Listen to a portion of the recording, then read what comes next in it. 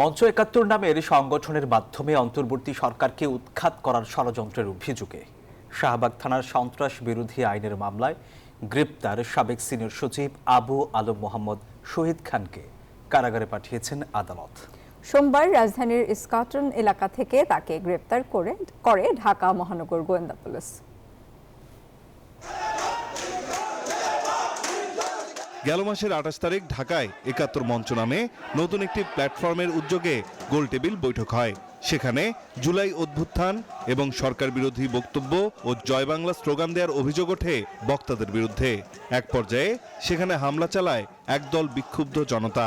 পরে বৈঠকে অংশগ্রহণকারী সাবেক সংসদ সদস্য লতিফ সিদ্দিকী সহ ১৬ জনকে গ্রেপ্তার করে পুলিশ। এই ঘটনায় শাহবাগ থানায় সন্ত্রাস বিরোধী আইনে একটি মামলা হয়।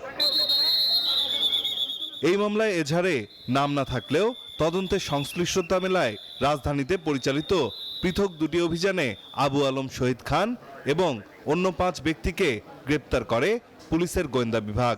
শাহবাগ থানায় একটি সন্ত্রাস বিরোধী আইনে মামলা দায়ের করা হয়। সেই মামলা বর্তমানে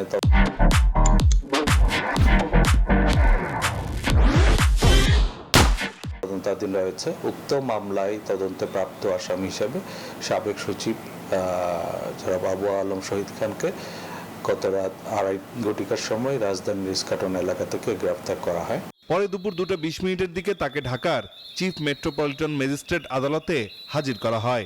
এ সময় মামলার তদন্ত শেষ না হওয়া পর্যন্ত কারাগারে আটক রাখার আবেদন করেন মামলার তদন্তকারী কর্মকর্তা। শুনানি শেষে মেট্রোপলিটন ম্যাজিস্ট্রেট সাইফুজ্জামান তাকে কারাগারে পাঠানোর আদেশ দেন। বিভিন্ন ধরনের মিডিয়াতে এই ফ্যাসিস্ট হাসিনার পক্ষে উনি সাফাই গিয়েছেন। সবকিছু মিলিয়ে এই সরকারের বিরুদ্ধে উৎখাত এবং সরকারকে নাজেহাল করা পিছনে যারা কাজ করছে তাদের মধ্যে একজন হলেন আবু আলম মোহাম্মদ শহীদুদ্দিন খান।